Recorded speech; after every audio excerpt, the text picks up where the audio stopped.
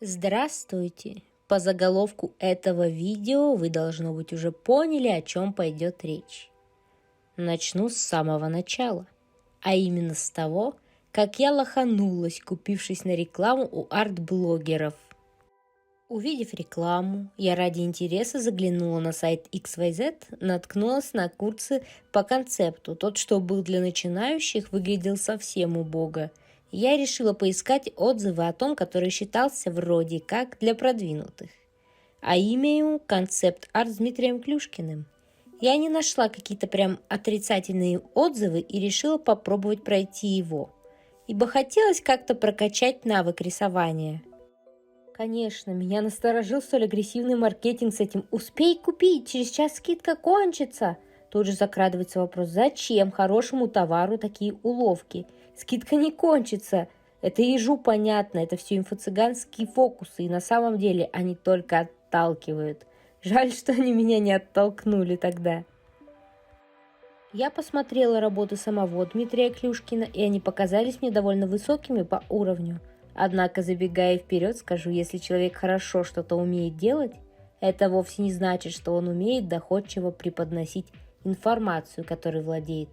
Этот вывод кажется очевидным, но что уж тут сказать, задним числом все кажется очевидным.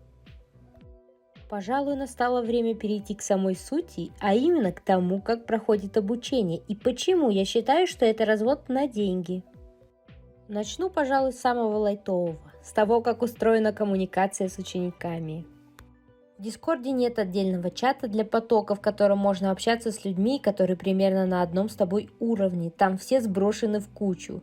Как мне пояснили, это потому, что у них нет потоков.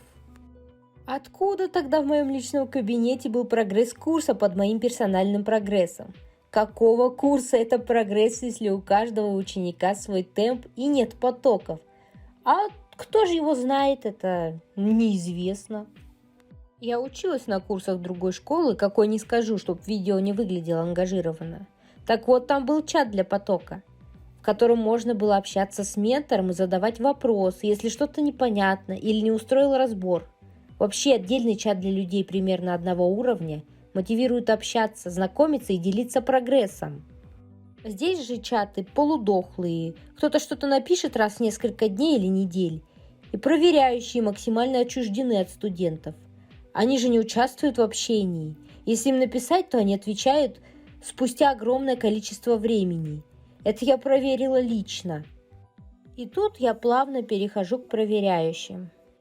Обучение в этой школе устроено так, что изначально ты не знаешь, что за люди будут проверять у тебя домашнее задание. То есть в теории это могут быть люди, которые имеют еще меньший уровень в рисовании, чем сам ученик. У меня было 2 проверяющих, один из них давал очень хорошие фидбэки, все подробно по делу, сразу видно, что человек шарит.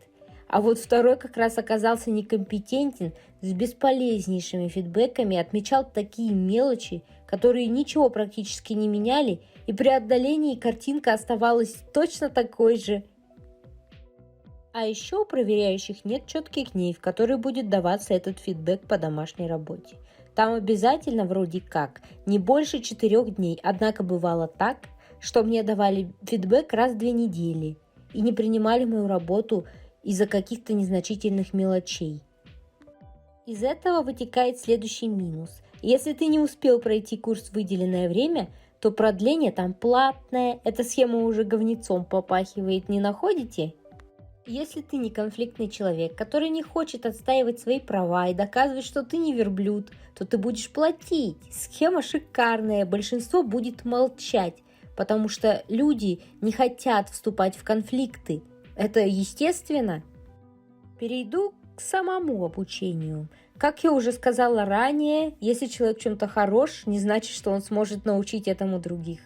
Начну с того, что уроки записаны в формате созвона в Дискорде или же в Зуме. В самих уроках много лишней воды и повторений. Они словно записывались без сценария, как в реально спонтанном созвоне. В первом вводном уроке вообще у кого-то из говорящих были неполадки со связью. Я не понимаю, почему бы не перезаписать? Курс-то не дешевый, а это вводный урок. Он, можно сказать, лицо твое, нет? У самого Дмитрия есть дефект речи, он заикается. Теперь представьте, каково это слушать лектора, который льет лишнюю воду, постоянно повторяется и заикается. Еще забавный факт. В самом начале мне звонил менеджер. После продолжительного разговора она сказала, что мне как человеку, который уже рисует и зарабатывает рисованием, действительно подходят эти курсы.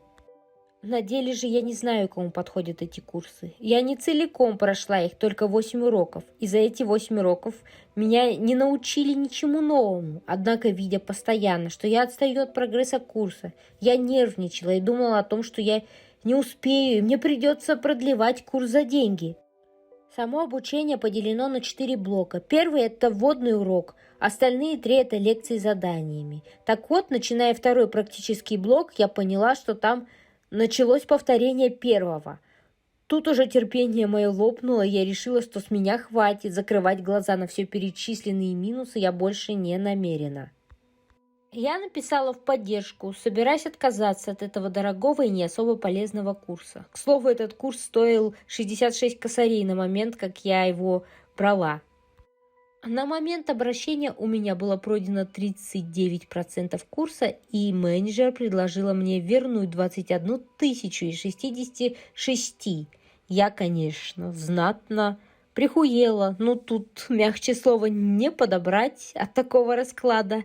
Пришлось напомнить про закон о защите прав потребителей. Только тогда она согласилась вернуть 33 косаря с чем-то.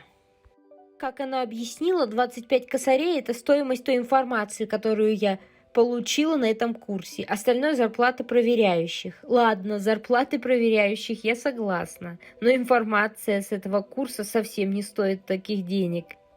Ребят, если вы думали пройти какие-нибудь курсы для улучшения своих навыков по рисованию, или, может, вы мечтаете освоить навык концепта арта, чтобы работать в геймдеве, обходите эту школу стороной.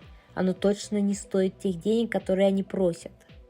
Подводя итог, скажу, что человек я депрессивный и чувствуя такое давление, что мне нужно торопиться, рисовать, потому что работы проверяют медленно и редко. Мое эмоциональное состояние ухудшилось, я не могла рисовать ничего своего.